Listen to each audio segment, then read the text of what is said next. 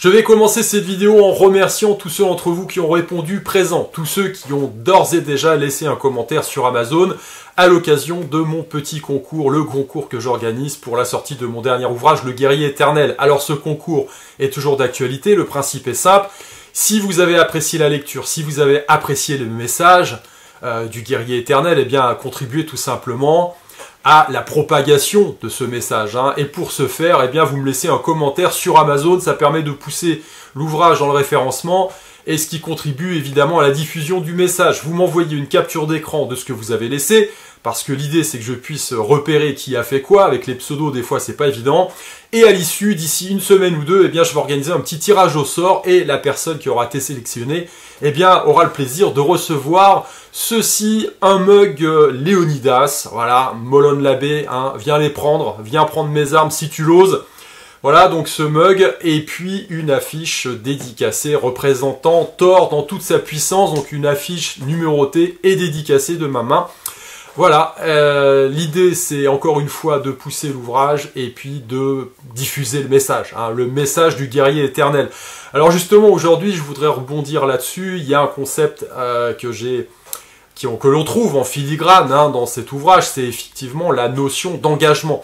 Alors vous avez remarqué qu'on est quand même dans une période assez particulière à beaucoup de niveaux, On est vraiment baigné dans l'image, c'est ce que les gens renvoient comme image au détriment de ce qu'ils sont finalement.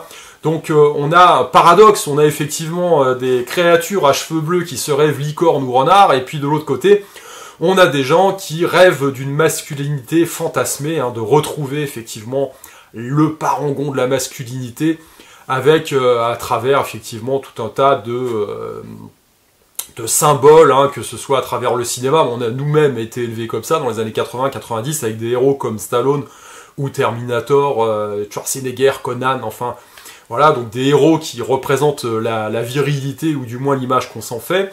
Et il y a une réplique d'un film qui est assez intéressante, que j'ai toujours gardé en mémoire parce qu'elle est assez représentative finalement. Le héros dit à un moment donné, tu sais, les vrais héros, c'est pas les mecs qui sont bodybuildés, c'est les mecs qui sont chauves avec une petite moustache et qui sont rondouillards. Et en fait, c'est vrai que dans la vraie vie, eh bien, c'est souvent ça, c'est-à-dire qu'on s'attend à trouver des mecs bodybuildés avec une image virile, etc. Alors que finalement, les gens qui s'élèvent contre l'injustice, les gens qui se positionnent, les gens qui agissent vraiment, très souvent, eh bien, ne payent pas de mine à la base, voilà, sont pas forcément représentatif de la masculinité fantasmée. Alors ça n'empêche pas, on peut aussi être costaud, on peut aussi être, on va dire, positionné et avoir une certaine virilité, sans forcément surjouer la chose. Et j'en veux pour preuve que on a un niveau d'engagement aujourd'hui qui est sans commune mesure avec celui que l'on a trouvé dans le passé par rapport à nos ancêtres. Alors c'est assez intéressant comme concept parce que finalement, qu'est-ce que l'on observe? On observe dans l'histoire, et dans l'histoire récente, alors j'ai fait un petit chapitre là-dessus, dans Le Guerrier Éternel, en parlant justement des membres de l'OAS, et notamment surtout des membres dirigeants, qui étaient quasiment tous issus de l'armée régulière française, et qui sont entrés à un moment donné dans la clandestinité. Alors comme je l'ai rappelé dans mon ouvrage, l'idée c'est pas de faire de la politique, parce que si on commence à étudier tous les tenants et les aboutissants de ce genre d'événements, eh bien on n'en a pas fini. On sait très bien que l'histoire est écrite par les vainqueurs, on sait très bien que la guerre réclame évidemment des dégueulasseries, on peut toujours se dire que on est du camp du bien ou du camp des... Enfin, on fait valoir nos prérogatives, mais à partir du moment où on doit mettre les mains dans le sang, eh bien c'est jamais propre. Donc, il faut toujours avoir raison gardée lorsque l'on analyse ces systèmes. Moi, ce qui m'intéressait à travers ce chapitre dans mon ouvrage, c'était de montrer finalement qu'il y avait une permanence des valeurs, de valeurs éternelles finalement, de valeurs, de socles de valeurs que l'on trouve un peu partout, comme je l'ai montré, donc un socle de valeurs universelles, et qui sont portées, ces valeurs sont portées jusque dans le monde contemporain assez récent, puisque effectivement les membres de l'OAS, alors encore une fois, comme je le dis, je ne parle pas de politique, je parle juste d'engagement guerrier, dans les textes que l'on retrouve, c'est effectivement ça. On a retrouvé en filigrane cette notion du sens de l'honneur, donc il y avait eu un engagement à un moment donné qui avait été donné, et qui n'a pas été tenu. Et donc certaines personnes, certains membres de l'armée se sont retrouvés dans une posture où, justement pour satisfaire à cette notion d'honneur, eh bien ils se sont positionnés, ils sont rentrés dans la clandestinité. Donc c'est quand même assez intéressant. Évidemment, il y a toujours un faisceau, on va dire, d'autres raisons, hein. Il y a toujours le sens de l'aventure, peut-être que dans l'histoire on peut gagner quelque chose, renverser un gouvernement et prendre la place, peut-être que tout ça a été financé aussi, enfin c'était une des premières, on va dire, révolutions colorées, histoire de virer de Gaulle, j'en sais rien, tout ça c'est les analyses politiques, mais c'est pour ça que je replace toujours le débat par rapport au sujet, c'est-à-dire ce sens de l'honneur et cet engagement. Alors c'est intéressant parce que toute la formation aujourd'hui du soldat contemporain, elle est orientée sur quoi? Alors, évidemment, ceux qui recherchent le côté viril, le côté masculin, vont valoriser les capacités physiques des militaires engagés, comme les membres des forces spéciales. Aux US, on va voir, je sais pas, j'ai discuté avec des jeunes, ils sont assez fans de Goggins, par exemple, qui est un ancien Navy Seals. On va avoir aussi, comment il s'appelle l'autre Navy Seals, Jocko Willings. Donc c'est des gens qui sont valorisés par rapport évidemment à un socle de valeurs guerrier, mais j'ai envie de vous dire, voilà, ce sont des gens qui sont engagés sur des théâtres d'opération, qui effectivement ont un courage physique, ont un courage, on va dire, moral, qui ont le sens de l'honneur, la fraternité, etc. Mais ils sont quand même tous au service d'une hiérarchie. Ils sont tous au service, ce ne sont pas des hommes libres, ce sont des guerriers qui ont des capacités physiques certaines, le sens de l'engagement, mais ils s'inscrivent tous quand même dans un contexte où il y a une forme de confort. Hein, un Navy Seals qui s'engage et qui va foutre le souk en Irak, parce que, évidemment, toute la chaîne de commandement, hein, je vous rappelle, hein, Bush, puis tous ceux qui sont derrière, qu'on n'a pas vu, et puis, voilà, on sort effectivement le militaire haut gradé de couleur, parce que ça passe mieux, on ne pourra pas l'accuser de racisme, qui agite hein, sa petite fiole de jus de pomme à l'ONU pour dire il y a des armes de destruction massive, donc il faut aller détruire le pays, enfin faire des frappes préventives, machin. Et on en voit en bout du bout tous ces guerriers qui vont sur ces théâtres d'opération, qui remplissent effectivement leur mission, mais à aucun moment ils vont remettre en question l'autorité, ils vont remettre en question la chaîne de commandement et la hiérarchie et le bien fondé même de leur mission. Alors on leur sert quand même sur un plateau, on va dire, comme on l'a vu pendant le Coco Circus, hein, faut sauver papy mamie, enfin voilà. Là c'est pareil, on leur sert quand même à manger d'un point de vue moral, en leur disant bah voilà, il y a eu des attentats aux US, il faut défendre la démocratie, les Américains, il faut défendre le monde libre, donc il faut apporter la paix là-bas. Hein, voilà. Donc c'est plus facile moralement comment dire, d'asseoir sa mission hein, dans un cadre moral et en plus hiérarchique. Mais la vérité, au bout du bout, la vérité c'est que ces gens-là suivent une hiérarchie et une chaîne de commandement. Voilà, c'est ça la réalité. Au final, est-ce que d'un point de vue moral, tout ça est véritablement justifié? Est-ce que la justice, est-ce qu'une éthique est respectée? La question reste posée, c'est pas certain, hein, quand on envoie des militaires, donc des gendarmes sur les plages récupérer les kékés qui sont un peu égarés pendant le Coco Circus, et qui vont prendre le soleil et la vitamine D pour soigner, hein, et qui vont les récupérer pour les ramener chez eux, les enfermer, machin, etc.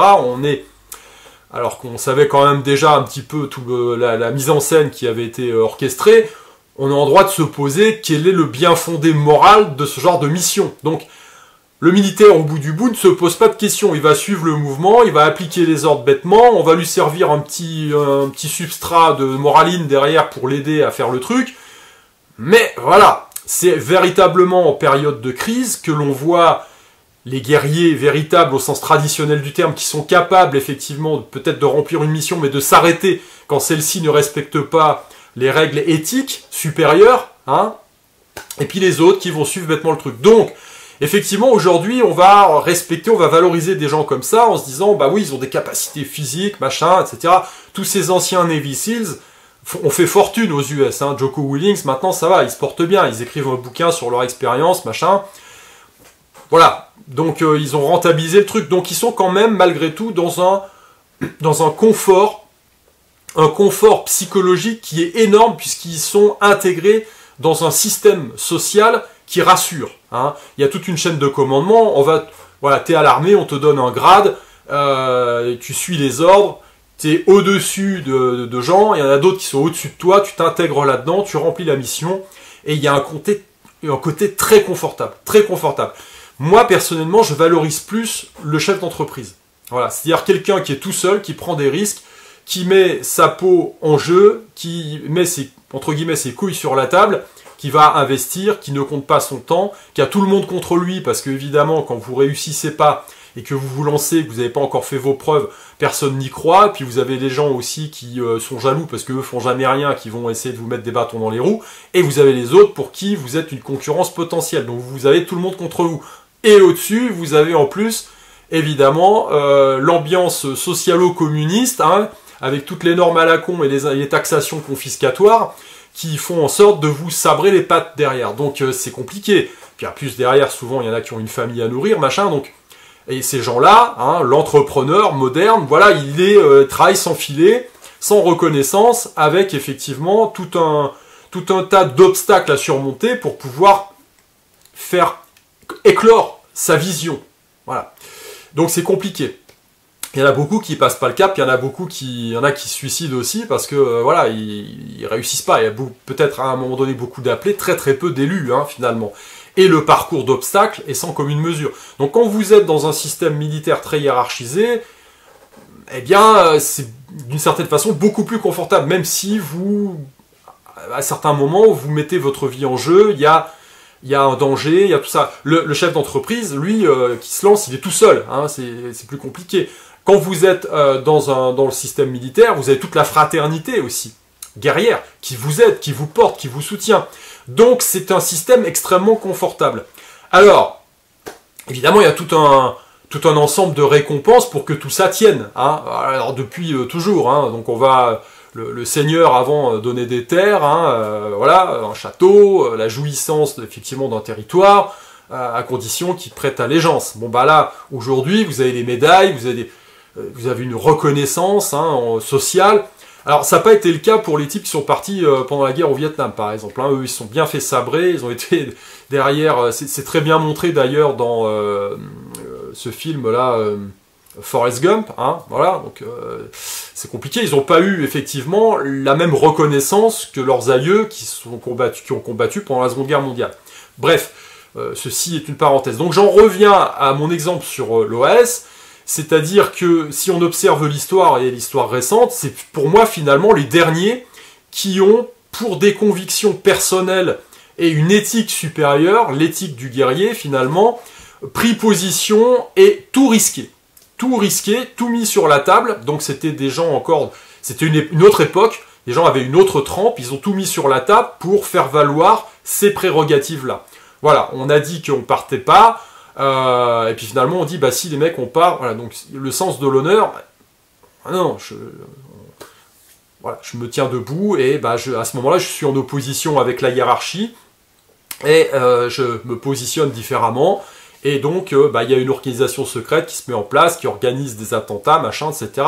Mais bon voilà, il faut quand même remarquer que des militaires haut gradés qui rentrent dans ce type d'organisation se coupent complètement du confort d'origine lié à la structure sociale dans laquelle ils évoluent, lié effectivement à toute la reconnaissance qu'ils peuvent obtenir, donc en termes de carrière, en termes effectivement de développement de carrière, de revenus financiers, du regard des autres aussi, leur famille, enfin, il faut quand même pouvoir être capable de mettre tout ça de côté pour faire valoir, eh bien, des prérogatives supérieures. Donc il y a un niveau d'engagement qui est quand même extraordinaire et qu'on ne retrouve plus depuis. Alors j'en veux pour preuve que quand on voit ce qui s'est passé dernièrement, enfin ces dernières années, notamment en France, hein, il y a des images qui ont été assez marquantes. Hein. Je repense notamment au général Picmal hein, qui se fait embarquer, donc il manifeste, général à la retraite, qui manifeste son mécontentement par rapport effectivement au flux migratoire, je crois que c'est dans les années 2015, et qui va manifester dans le nord de la France et qui se fait embarquer comme un vulgaire voleur de mobylettes par toute une bande de CRS qui, eux, pour le coup, sont bien intégrés dans la chaîne de commandement, qui remplissent leur mission et qui n'en ont rien à carrer d'avoir en face d'eux finalement un membre de leur famille, un aîné, hein, voilà, un général quand même. Hein. Ils l'embarquent 4 fers en l'air, boum, voilà. Donc ce mec-là, c'est intéressant quand même, parce que je crois qu'il avait été chef de corps, enfin, il avait une haute place à l'époque de François Mitterrand, donc faut pas me dire qu'il n'a pas vu se développer tout un tas de saloperies à cette époque-là, il était quand même au cœur du système, et à l'époque où il avait effectivement toute une chaîne de commandement à disposition, hein, il était au sommet, il n'a rien fait à l'époque, parce que pourquoi? Il était intégré dans tout un système machin, et en fin de carrière, entre guillemets, étant en retraite, et puis face à une des conséquences de tout le bordel qu'il a sans doute vu se développer des années avant sous Mitterrand, là il décide de se positionner, alors évidemment avec aucune possibilité de pouvoir influer sur quoi que ce soit, parce que de toute façon les rapports de force, il n'y en a pas. Je veux dire, c'est un mec tout seul qui n'a plus qui ne jouit plus d'une chaîne de commandement, qui n'a plus d'hommes sous ses ordres, qui n'a plus de moyens, etc., qui se retrouve là, finalement, à manifester avec un zadiste ou un punk à chien. Donc, bon, il est mis, entre guillemets, hors d'état très rapidement, et puis c'est pas son aura, on va dire, auprès de la population, ou d'une population avachie, qui changera quoi que ce soit. Donc, il y a quelques gugus qui s'en émeuvent, mais bon, allez, circuler, il n'y a plus rien à voir. Hein. Alors ça me rappelle aussi une interview que j'ai vue, c'est pareil, un autre général qui s'est positionné à un moment, c'est pareil, général à la retraite, je crois que c'est le général Tauzin, très intéressant, des prises de position politiques qui sont intéressantes également. Je crois qu'il avait été interviewé par Piero Sangiorgio, j'avais vu cette interview, et à un moment donné, il parlait de copains qui lui disaient, bah oui, mais il faut faire quelque chose, machin, entre guillemets, pourquoi pas faire un coup d'état. Bon, alors encore une fois, je juge pas le côté politique, c'est pas comment dire, le cœur de ma réflexion. La réponse était intéressante. Elle a dit, bah oui, mais vas-y toi, hein. Bah oui, parce que je vais y aller tout seul, on va me serrer, encore une fois, comme un voleur d'autoradio, et puis on me supprimera ma retraite, mes copains eh bien, vont me tourner le dos, ma femme va me quitter parce que effectivement je ne serai plus la personne intégrée dans la hiérarchie sociale avec ma position, etc. Je serai juste un gugus qui a fait une chose idiote. Voilà. Donc, on voit que le niveau d'engagement, puis il ira tout seul, parce que personne ne viendra avec lui. Donc ce niveau d'engagement, on voit qu'en l'espace de quelques dizaines d'années, il est plus du tout le même. Hein. Il est plus du tout le même. Alors, il y a effectivement des explications là-dedans, hein, et ces explications se retrouvent au sein même de l'organisation sociale, et notamment de l'entreprise en général, et surtout des grosses multinationales. Je crois qu'il y avait un type qui avait écrit un ouvrage là-dessus, hein, c'est la médiocratie, tout simplement. Bah, c'est quoi? C'est-à-dire qu'un système qui se centralise de plus en plus et qui a des moyens, il avance avec l'inertie, et il se structure de telle façon à faire la promotion de gens qui sont conformes et qui vont faire en sorte de pérenniser le système. Donc, on va pas favoriser l'ascension de personnalités, donc de gens qui pourraient vraiment apporter des choses, de gens qui ont une vision différente, de gens qui pourraient même remettre en question le fonctionnement global du bousin. On va faire en sorte que ce soit des gens qui soient très conformes, très dans la norme, qui soient un petit peu idiots aussi à certains postes d'occupation, pour que surtout, il n'y ait aucune remise en question du fonctionnement du système. Alors vous comprenez bien qu'évidemment, lorsque l'on ne s'inscrit plus dans une méritocratie, et qu'on s'inscrit dans une médiocratie, à terme, tout ça est destiné à se prendre le mur d'une violence. Voilà, la question c'est toujours quand, mais ça s'est toujours produit dans l'histoire. Pourquoi? Parce que on observe toujours ces systèmes se développer, quand ça rejoint cette théorie des cycles tout simplement, c'est que voilà, à un moment donné, les temps effectivement, on va dire favorables, hein, les temps où on peut se reposer, où le ciel est bleu, parce qu'il y a des hommes forts qui sont venus avant pour organiser l'ordre, eh bien produisent des hommes faibles qui produisent à terme des temps difficiles qui nécessiteront à ce moment-là un switch à nouveau pour que des hommes forts reprennent, entre guillemets, les manettes et puis remettent tout ça sur des rails. Et c'est pour cette raison que, à certaines phases du cycle, on ne peut plus rien attendre d'un système qui ne produit que de la médiocratie. Donc, c'est toujours assez drôle de voir effectivement des gens qui s'inscrivent dans une logique légitimiste, parce que on a effectivement c'est deux logiques. On a une logique légitimiste, une logique légaliste. Hein. Le militaire qui s'inscrit dans une hiérarchie et qui remplit sa mission sans se poser de questions, et tout ça au détriment d'une éthique supérieure, lui, il est légaliste, donc il suit les ordres, tout simplement. On lui sert évidemment toujours, parce que l'homme étant ce qu'il est, dans certains cas, il a quand même besoin effectivement d'un peu de moraline pour que ça passe mieux. Hein. Comme ça, la pilule, elle passe mieux, il est lubrifié, voilà. Donc et puis, de l'autre côté, on a la dimension légitimiste. Et donc, est-ce que c'est légitime? Est-ce que ces personnes qui me donnent ces ordres-là sont légitimes? Si on vous dit, bah voilà, vous êtes militaire, allez déloger vos parents, et puis parce qu'ils sont inutiles maintenant, on a passé une loi, voilà, il faut les emmener chez Tricatel, on va en faire de la purée qu'on pourra consommer, hein, comme dans Soleil Vert, Soleil Green, ce film des années 70. Si vous êtes légitimiste, eh bien, vous allez effectivement ne pas obéir aux ordres. Voilà, parce que ça va se heurter à votre morale, à une éthique supérieure. Si vous êtes légaliste, eh bien, on vous dira, oui, mais bon, ils vont peut-être libérer des maladies, ou c'est bien pour eux. Bah, avec cette moraline-là, vous aurez été bien, on va dire, lubrifié, vous dire, ok, c'est justifié, ils vont arrêter de souffrir comme ça. Vous voyez, donc on a des points de vue qui s'opposent à un moment donné, mais pour que ça puisse prendre racine, il faut effectivement des gens qui aient un niveau d'engagement, donc un niveau de réflexion philosophique et spirituelle, évidemment, une assise qui leur permette d'asseoir une réflexion et un positionnement qui puisse être à un moment donné alternatif. Donc ce que l'on a vu dans les dernières, les dernières fois, c'est-à-dire dans les années 60, un positionnement où des gens qui s'inscrivent dans un système confortable décident de tout hypothéquer pour dire bah non, moi je ne suis pas d'accord et je rentre dans la clandestinité. Donc on a effectivement une position qui devient qui se radicalise tout simplement, hein, mais au service d'une éthique supérieure. Donc ça c'est intéressant, et donc on n'a plus vu ça depuis les années 60. Voilà, quoi qu'il se passe aujourd'hui, on n'a plus vu ça, et on ne pourra pas effectivement, à un moment donné, quand le système va commencer à vraiment battre de l'aile, ce qui est inexorable, eh bien on verra des personnalités qui vont émerger, et qui ne seront pas issues du système actuel. C'est-à-dire, c'est pour ça que c'est toujours intéressant de voir des gens qui espèrent, qui ont un espoir vis-à-vis de personnalités politiques. C'est pas possible. C'est pas possible. Pourquoi? Parce que tout le système est fait pour promouvoir des gens qui n'ont aucune capacité, que ce soit technique, morale ou en termes de force, de pouvoir infléchir ou de pouvoir changer quoi que ce soit. Voilà.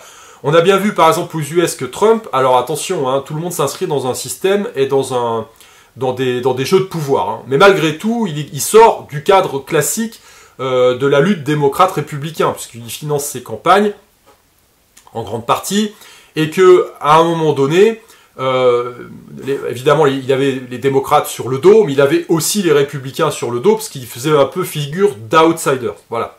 Et que, eh bien, dans ce petit système, ce microcosme politique américain, ça fait quand même mauvaise figure qu'on ait des gens qui viennent de l'extérieur comme ça, hein, qui ne soient pas issus du sérail, qui n'aient pas grandi avec tout le bétail qui est formaté pour ça. En France, on pourrait voir le pendant. Je veux dire, tous les hommes politiques quasiment sortent des mêmes formations et ils ont fait les mêmes écoles. C'est des hauts fonctionnaires, hein, voilà, grosso modo, c'est ça. Donc on n'a plus, et ce qu'on avait avant, des gens qui sortaient vraiment du corps social, hein, et qui ne soient pas des fonctionnaires à la base, voire des hauts fonctionnaires, qui dirigent finalement et qui impriment à tout le pays leur vision, qui va être forcément biaisée parce que ils sont epsilon par rapport aux réalités que vivent les gens au quotidien. Hein, je ne pense pas qu'on ait eu un ministre du Travail récent qui ait commencé comme manœuvre dans une usine, à l'époque il y avait encore des vraies usines, et qui ait gravi tous les échelons pour finalement finir ministre. Hein, voilà. Donc on a des gens qui sont parachutés là, qui y connaissent absolument rien, comme l'autre là qui était, je sais plus, ministre de l'Agriculture, il savait pas ce que c'était qu'un hectare. Enfin, voilà, c'est un exemple parmi d'autres. Donc, c'est intéressant d'observer ça, parce qu'effectivement, à titre personnel, on peut en tirer des enseignements. Hein, des enseignements qui sont lourds, et notamment par rapport aux événements de 2020 et des années qui ont suivi derrière. On a bien vu, effectivement, que c'est pas forcément les plus Rambo des réseaux qui ont un positionnement, on va dire, solide.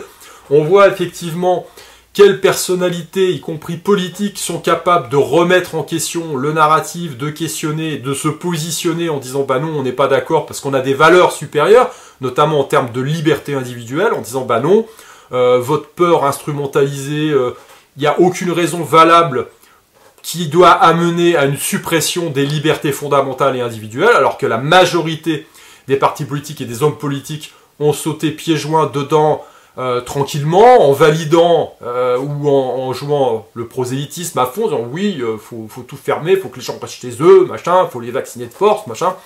Donc voilà, donc c'est quand même assez intéressant ce type de positionnement. On a vu, comme je l'ai dit dans les dernières années, notamment pour ce qui concerne effectivement ces problèmes d'immigration, et ça c'est quand même assez corrélé avec les militaires. Les militaires ont un positionnement on va dire plus de droite vis-à-vis de ça. On a vu effectivement que les gens restent dans un cadre légaliste encore. Ils n'ont pas ces ressources et ce niveau d'engagement pour pouvoir sortir de ce cadre. Alors c'est intéressant, moi quand j'observe, je ne dis pas que je serais capable moi de faire quoi que ce soit. Je reconnais juste les choses. La première pierre à l'édifice de l'évolution spirituelle, c'est d'arrêter de se raconter de la merde et d'être honnête vis-à-vis de soi-même. Donc arrêter de mentir, arrêter de mentir aux autres et arrêter de se mentir à soi-même par confort. C'est la première des choses. Et de se dire effectivement, à titre individuel, c'est intéressant parce que la voie du guerrier éternel, c'est celle-là, c'est de se dire quel est mon niveau d'engagement. C'est-à-dire que c'est toujours une histoire de curseur. C'est-à-dire, jusqu'à un certain point, on va pouvoir jouer avec les règles du système et les faire coïncider plus ou moins avec nos prérogatives. C'est-à-dire, quand je parle de prérogatives, c'est pas seulement les intérêts personnels, je parle de prérogatives supérieures, c'est-à-dire d'éthique personnelle, d'éthique spirituelle. Voilà. On fait coïncider tout ça. Mais jusqu'à un certain point. C'est-à-dire, il faut quand même être au clair avec soi. Si le curseur est poussé de plus en plus haut, à quel moment vous allez sortir du cadre légal, à quel moment vous allez passer de l'autre côté. C'est-à-dire en disant non, pour moi, là on arrive à un point de rupture où le contrat social, pour moi, est rompu et effectivement je suis prêt à passer, on va dire, donc dans une forme de radicalité et sortir du cadre légaliste. Pourquoi ? Parce que je ne peux pas accepter ce que l'on me demande. Voilà. Il y a toujours un moment donné où vous ne pourrez pas faire le poisson, esquiver le truc. Il faudra se positionner. Les exemples sont simples. On peut vous dire, à un moment, je prenais l'exemple des parents tout à l'heure, ça peut être vos gamins. On peut vous dire, on réclame ça vis-à-vis de vos enfants, et qu'est-ce que vous allez faire ? Je sais pas, on peut dire, dans chaque famille, maintenant, on prend le premier-né, et puis on le met dans un système pédophile, parce que je ne sais pas pour quelle raison. Bref, on trouvera, de toute façon. Vous allez accepter ça ? La question, elle est entière. On ne peut pas, à un moment donné, rester, effectivement, sur le fil du rasoir en se disant, non. Mais il y a des conséquences. C'est-à-dire, si à un moment donné, vous passez de l'autre côté en vous disant, non, je m'oppose complètement, qu'est-ce que vous êtes prêt à perdre ? Le guerrier éternel, lui, il est prêt à perdre sa vie, à mettre sa vie en jeu. Alors, évidemment, aujourd'hui... on est loin de tout ça, parce que c'est le confort, c'est le confort matériel, c'est le confort psychologique, on est intégré, on se dit, on est dans une démocratie, tout ce qui nous est demandé, machin. Là, il y a des lois qui sont passées qui me plaisent pas, mais bon, j'arriverai à contourner. Mais à la base, dites-vous bien qu'on est dans un système où la seule réponse valable, c'est la réponse politique. C'est-à-dire qu'à un moment donné, on l'a vu, notamment au Canada, avec le convoi des camionneurs, le convoi de la liberté. S'ils ont tout le système politique contre eux, vous pourrez mettre en place tous les garde-fous alternatifs, en termes de finances. On m'a coupé mes comptes en banque, c'est pas grave, j'en avais ouvert un à côté, machin. Mais vous allez être pressé, compressé, et une fois que votre espace de manœuvre se réduit au maximum, qu'est-ce que vous faites, quoi ? Soit vous vous soumettez, soit vous passez dans la radicalité. Il n'y a pas 36 possibilités.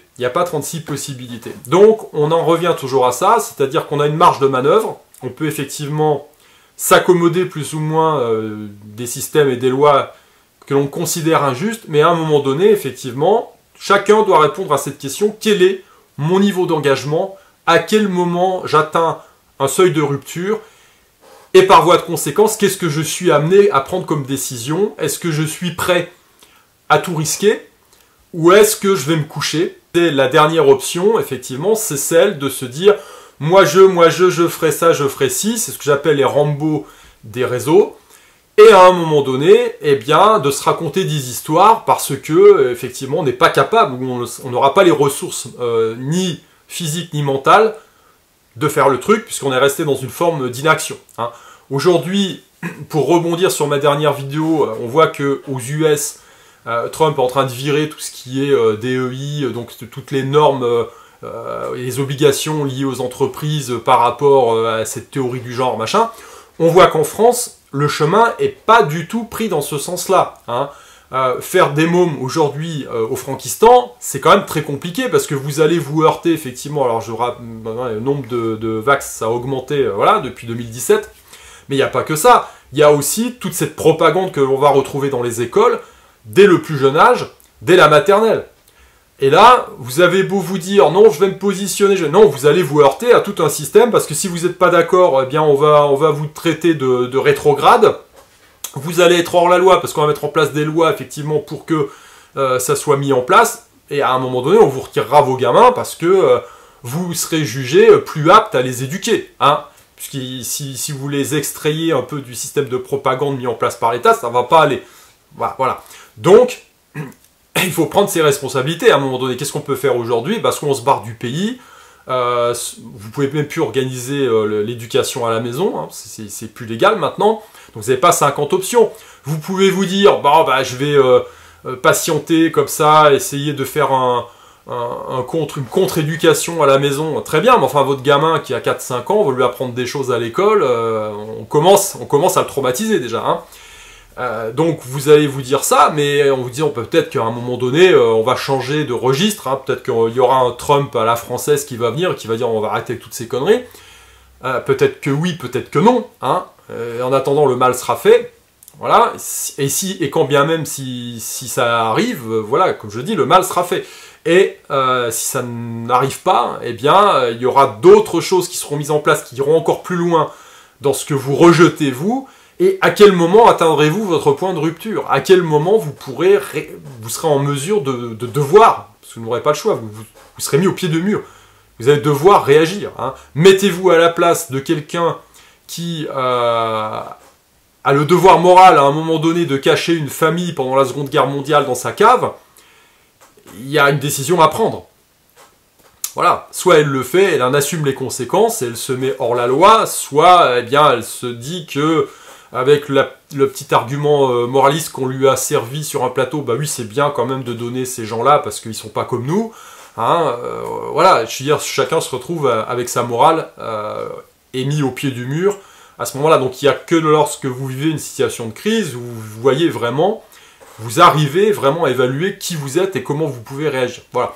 Alors, je vais m'arrêter là pour aujourd'hui. Le but de ce genre de vidéo, c'est effectivement de vous amener à réfléchir et à vous dire, après une introspection, faire la part entre tout ça, la part des choses, et se dire, bah moi, effectivement, jusqu'où le curseur, à mon niveau, peut être poussé, et à quel moment je réagis, et qu'est-ce que j'aimerais,